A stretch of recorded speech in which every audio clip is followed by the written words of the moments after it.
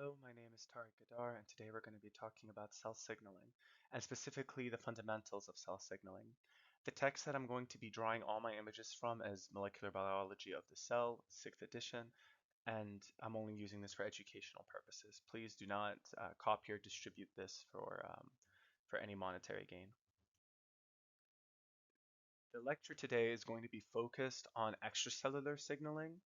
There will be different lectures that are focused on G proteins, which is an extracellular signal as well, and then the intracellular hormone signaling, which is again going to be a different matter altogether. So extracellular signaling first involves a ligand binding, let me try my laser pointer, involves a ligand binding to a receptor. And there's going to be a chain of events that's going to require effector proteins. So that by the end of the day, what you've changed is metabolism, gene expression, or shape and movement of the cell. And there's a bunch of different ways that cells can signal to each other. So it can be through contact, it can be through actual secretion. One cell secretes locally to another, and that's paracrine. Synaptic, where you have a neurotransmitter that's released at the synapse, and that neurotransmitter is going to bind to a receptor on the target cell. So they're all involving receptors. And then endocrine, in which the hormone is going to be released into the bloodstream, and then it travels through the bloodstream and gets onto its receptor on the target cell. The end point here being that you have a signal, the signal binds to an extracellular um, domain on a receptor, and that causes a series of events that leads to a response. And as you can see here, signals are required to survive, to grow and divide, to differentiate, and it is the absence of signals that leads to death. I cannot emphasize this enough. This is very high yield for cancer. The absence of signals leads to death. In cancer, this connection is destroyed, so that even when there are absent growth signals, the cell still grows and still divides. That is very important. You must know this. That in the absence of signals from other cells, a cell will die. A cell has to have its buddy telling it to survive, telling it to grow, telling it to differentiate. If those signals are not coming from the outside, the cell must die. However, in cancer, that relationship is disrupted. Very important to note. All right, so here's an enzyme coupled receptor on the bottom. So we're focusing here right now. And notice that when the signal molecule binds, it dimerizes this domain. All right? So it dimerizes, and this is going to be important. This is going to be very important, especially when we get to our conversation about molecular genetics. This conversation is going to be very important. All right, so then moving on to the signal molecules. Over here, you notice that when it binds to a receptor, there's an active associated enzyme. So binding to this of the signal to the receptor causes a joining, a final conformation change in the receptor, and that change in its conformation allows an enzyme to be recruited and activated. Okay? So enzyme coupled receptors have two main mechanisms. Either the enzyme is going to directly dimerize the domain, or a signal molecule causes a conformation change that will recruit an active enzyme. Again, either the signal molecule dimerizes the receptor and that activates the receptor, or it causes a conformation change that will bind an enzyme that will be activated by the receptor. All right. And G protein coupled receptors are a bit unique, and we're going to talk more about them in a different lecture. But what I want to emphasize here is that in the inactive state, this is what it looks like. And then the signal molecule will bind. All right. And that activates the receptor in the G protein. So you see, it's sort of like what's happening here. It's pretty similar. And this whole complex comes together. All right. And then there's a series of events in which you have an activated enzyme associating with this component. All right. And then this component has its own activity as well. Don't worry too much about the G protein coupled receptor. We will discuss it in a later lecture.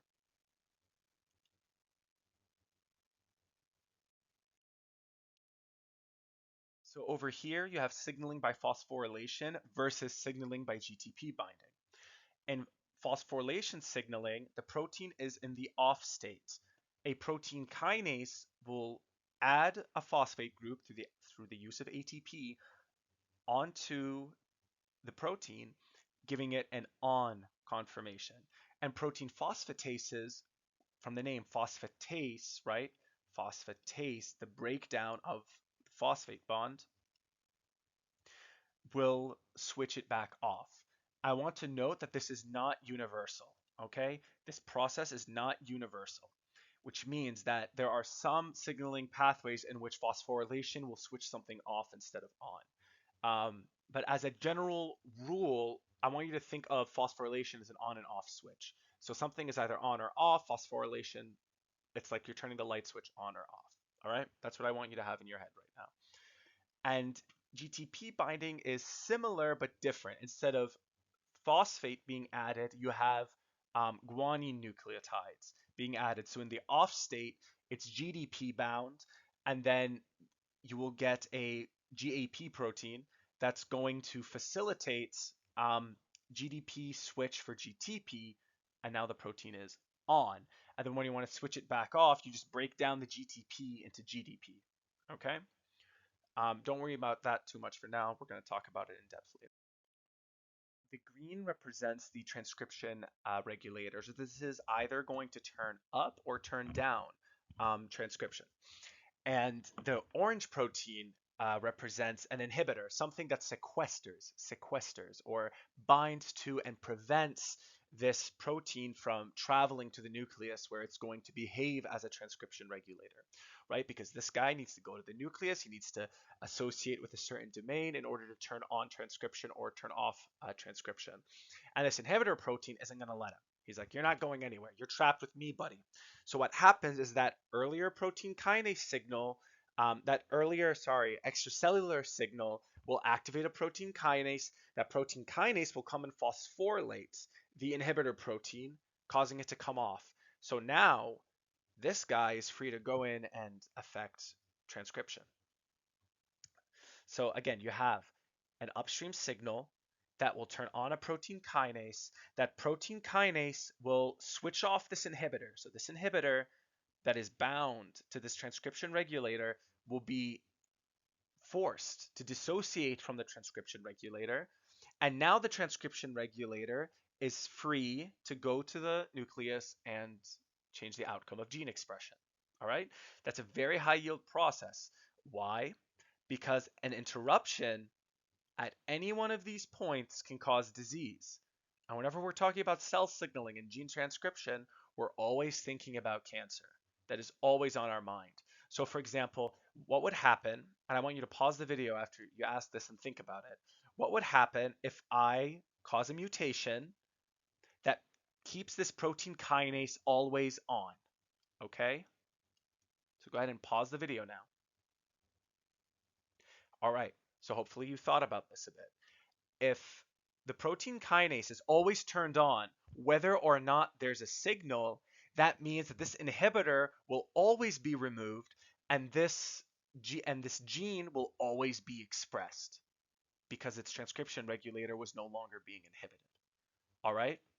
So that's important. You must understand that conceptually, that if there's a gain, this is called a gain of function mutation, all right? It's called gain of function. Gain of function. And genes that are like this are called oncogenes. Okay? These are oncogenes. Genes that get a gain of function that causes expression of something that shouldn't always be expressed. In this case, normally you have an upstream signal that turns on the protein kinase, and then the protein kinase allows expression of the gene through the pathway we just discussed.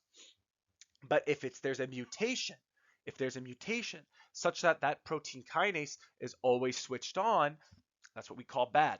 And it might not be through just this inhibitor or transcription regulator. So one example that I want you to keep in mind is a ROS mutation. This is something I want to stick in your head right now. ROS is one of these protein kinases that if it gets a gain of function mutation, all right, if it obtains a gain of function mutation, um, that's what we call bad because now it is constitutively always turned on. So you will always have growth because this is part of the growth pathway. All right. So I have here as an example the insulin receptor with some of it not drawn out. So what's actually downstream of this is ROS, which we just discussed a second ago as a growth pathway. Um, but going back to the beginning, here you have your insulin. Insulin's going to bind here. You can see there's activation of a receptor. There's recruitment. Don't worry about all of these things here. I'm trying to emphasize, I'm trying to illustrate what we've discussed with an example. I don't want you to memorize any portion of the example on this slide. So there's going to be an activated receptor. It's going to phosphorylate itself. Um, and you will have to know that eventually, just not now. It's going to phosphorylate itself. That's going to cause recruitment of other proteins, and that recruitment of other proteins is going to involve a lot of signaling and a lot of phosphorylation to set off a kinase cascade, or a kinase cascade. So a bunch of stuff is just going to, this is going to phosphorylate, then that's going to phosphorylate, then this is going to get phosphorylated, then that's going to get phosphorylated. And the end result will be the action of insulin. So all of insulin's effects, which we're going to discuss in a second, will happen because of a cascade, a chain of events. All these events start with the binding of the extracellular signal molecule. That's what I'm trying to illustrate here. I don't want you to be memorizing any of the things that are drawn on here right now. What I'm trying to illustrate is that the binding of this signal sets off a chain of events that requires recruitment of various proteins and an amplification of the signal, right, using second messengers that's going to eventually lead to the outcome. So I'm going to reason through some of the mechanisms of action of insulin, and I don't want you to memorize this right now. You will be responsible for learning this at some point, but for the purposes um, of cell signaling, I just want to give us a background because we're going to talk about the cell signaling of insulin. So I think it's good to understand what insulin is supposed to do at some basic level. All right. So again, don't memorize everything on this slide. Just listen and try to follow along. Insulin is going to be released in response to elevated blood sugar, and there's a couple of reasons why we don't want elevated blood sugar. For starters, if it gets high enough, you get non-enzymatic glycosylation. And this non-enzymatic glycosylation means that in the absence of an enzyme, sugars are just attaching themselves to the blood vessels and just proteins on those blood vessels and damaging them. And that damage to the endothelium can cause a variety of diseases, and it can also contribute to peripheral neuropathy, so tingling, burning, etc., loss of sensation in the toes. Think of a long list and a broad basket of conditions. All right, so we want to keep blood sugar at a happy medium. So the way insulin is going to do that, first of all, when we eat a meal and we release insulin because the blood sugar goes up, so the beta cells of the pancreas say, all right, time to release insulin. And we'll talk about how that happens on the next slide because that's actually very high yield and very important. And it fits well into our conversation about cell signaling. But the point is, you took your meal, your sugars went up, your insulin was released, and you want to bring it down. One of the first things that's going to happen is that skeletal muscle and adipocytes, under the stimulation of insulin, are going to bring the sugars into themselves. Skeletal muscle can um, turn that glucose into glycogen, and fat cells can turn that glucose into fat. All right, so that's an important process. It's going to increase the metabolism of glucose in the liver, skeletal muscle, and adipocytes.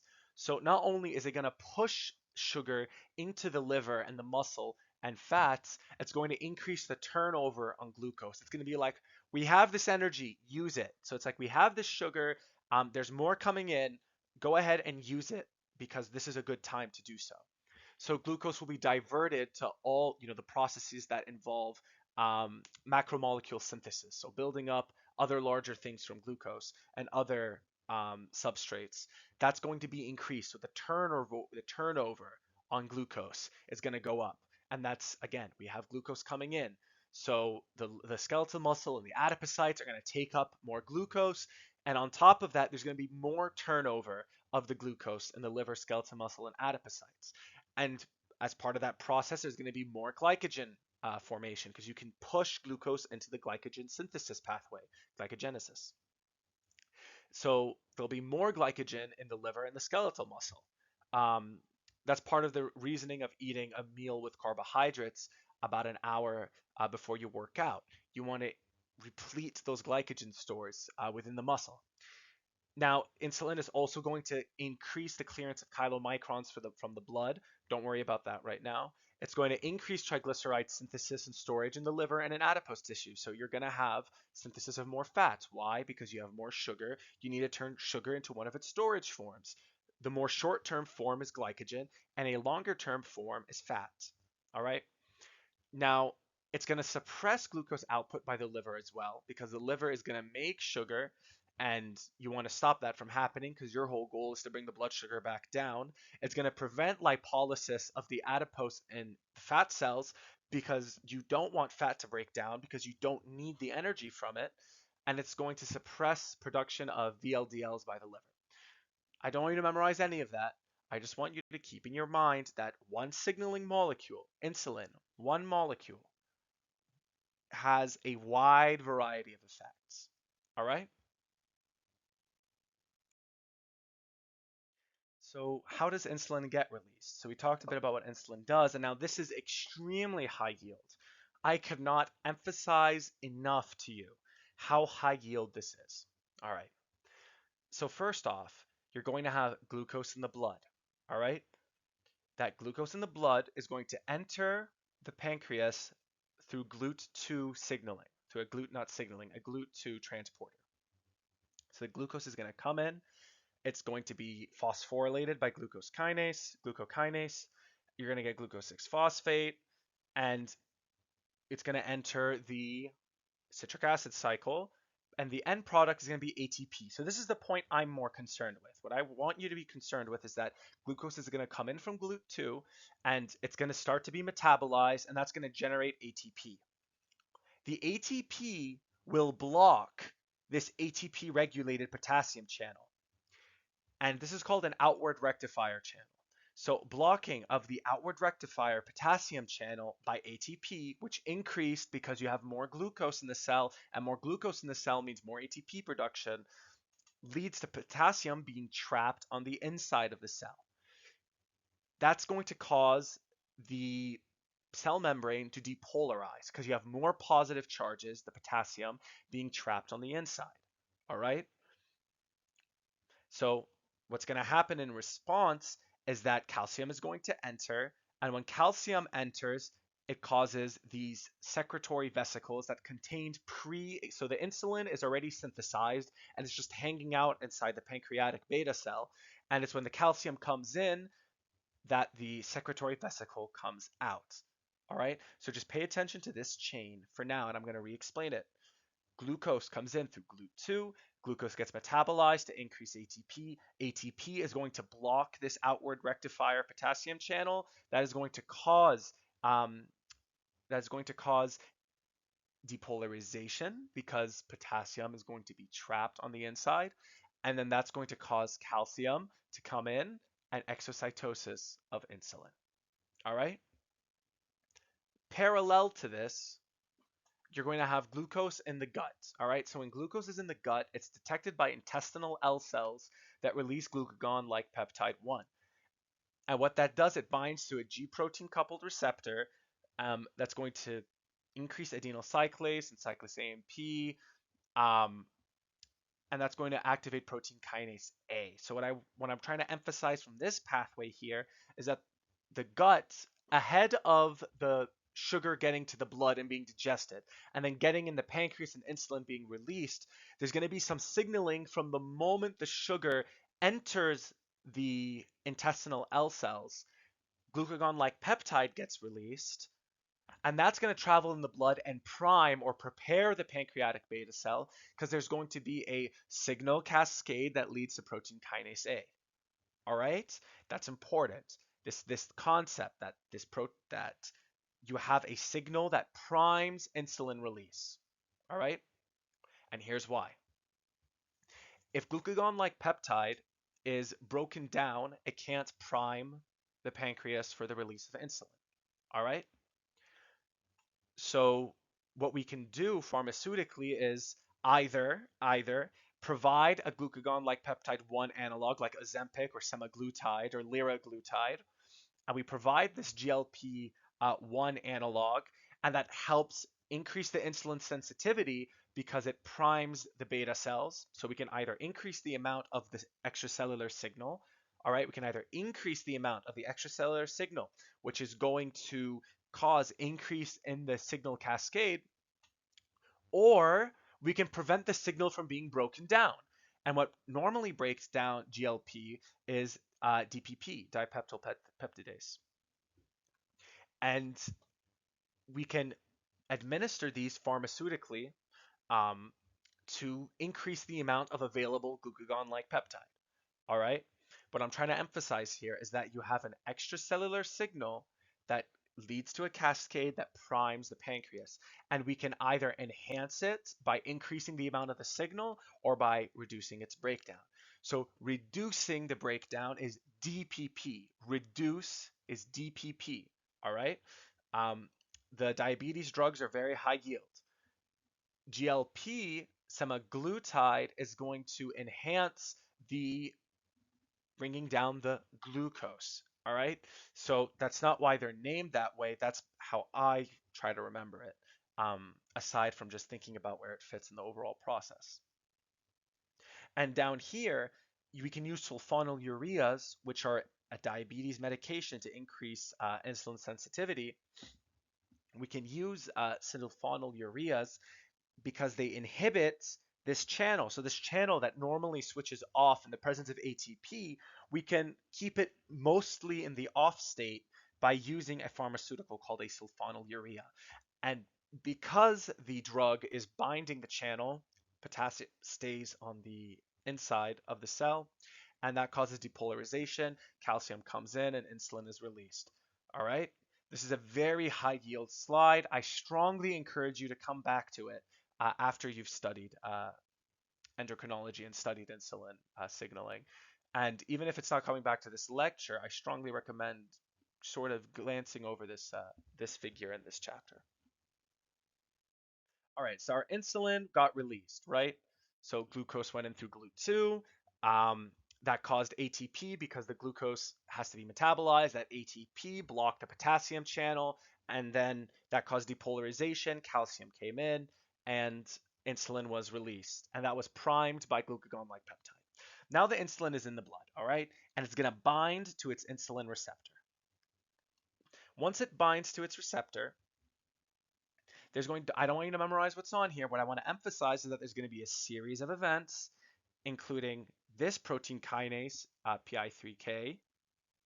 Sorry, not protein kinase, phosphatidylinositol kinase. So it's going to phosphorylate PIP2 to make it PIP3. And that's going to lead to a phosphorylation cascade and a bunch of metabolic effects. All right. The one I want to really highlight is activation of protein phosphatases. All right. I want to highlight that insulin causes increase in the expression, not expression, in the activity, sorry, not expression, the activity of protein phosphatases. And that increase in the activity of protein phosphatases will play a role in the metabolic effect of insulin. Please keep that in the back of your mind. Additionally, that's going to lead to activation of mTOR and SREBP. Okay? Why is that important? Because the second wing, if you want, of insulin, remember what we talked about ROS? You remember this guy? This pro-growth proto-oncogene, because if it mutates, it causes cancer. Insulin signaling increases the ROS GTP formation. All right, so ROS is a GTP is a G protein. So insulin is going to increase the amount of ROS GTP, and that's going to activate the MAP kinase pathway. All right. So this over here, that's going to lead to growth. So it should not surprise you that increased insulin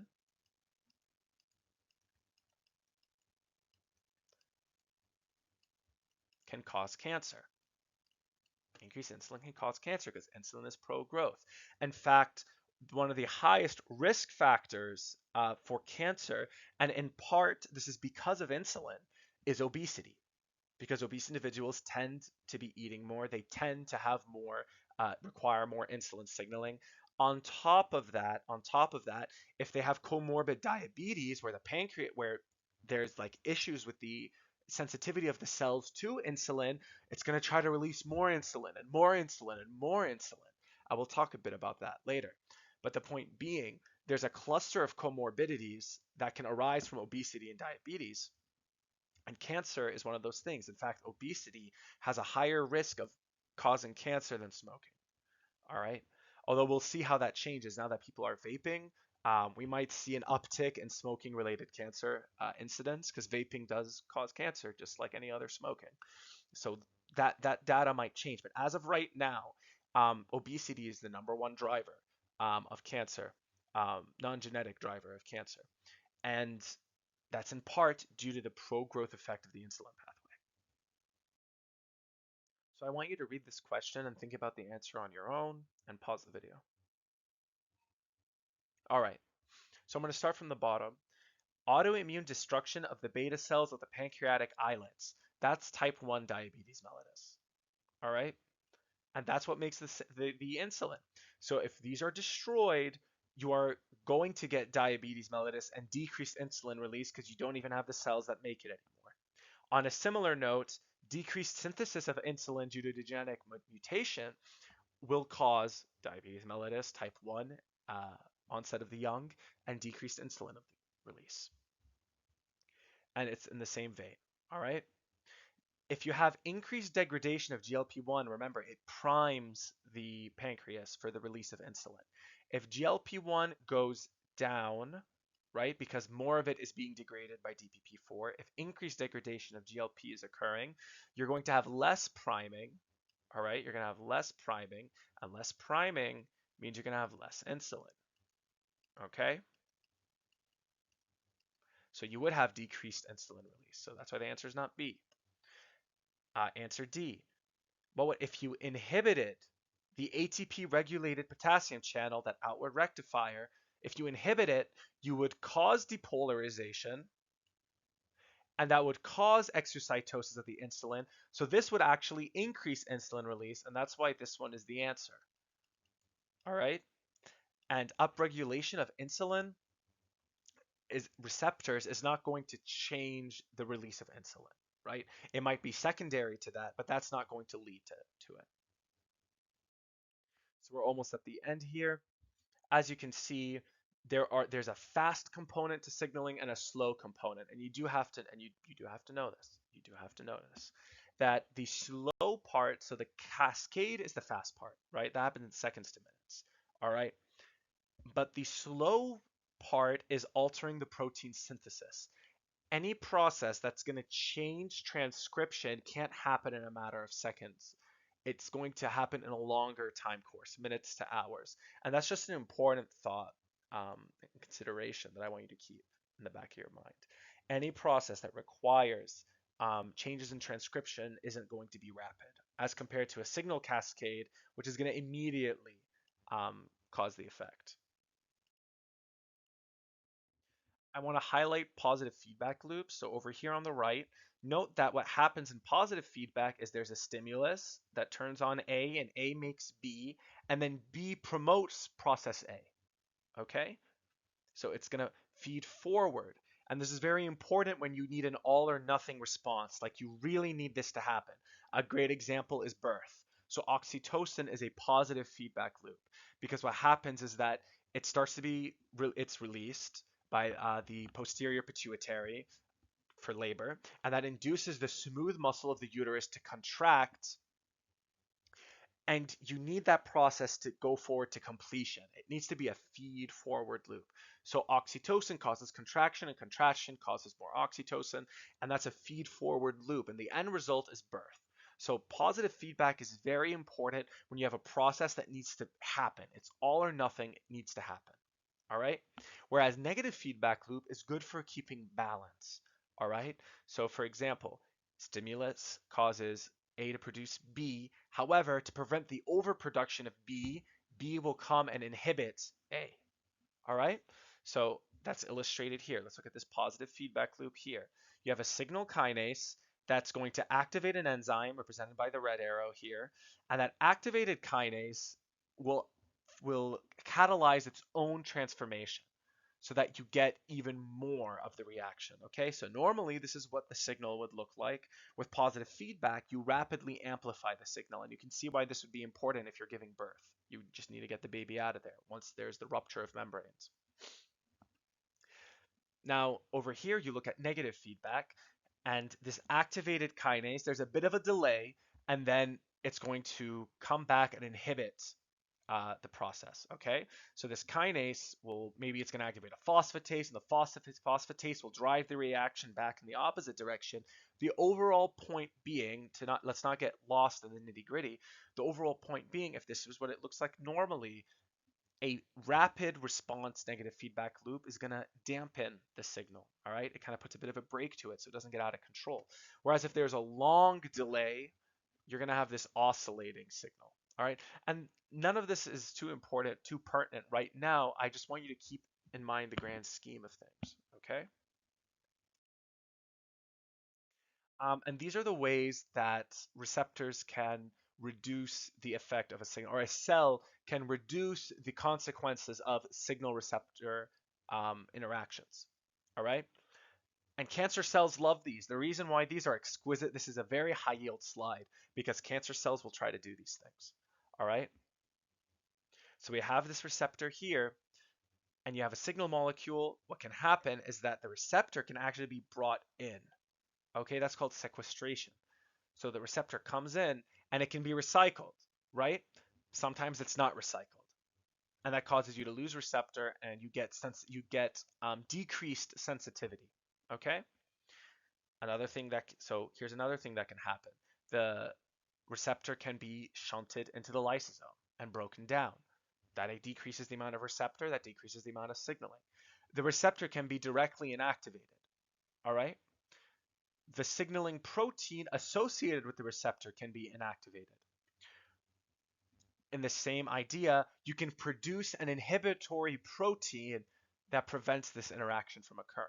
And cancer cells more or less can use all of these to avoid the effects of chemotherapeutics, especially chemotherapeutics that are receptor targeted. This is some of the ways that cancer cells get resistance. All right, that's it. I hope you enjoyed the lecture. And next time we're going to talk about G proteins.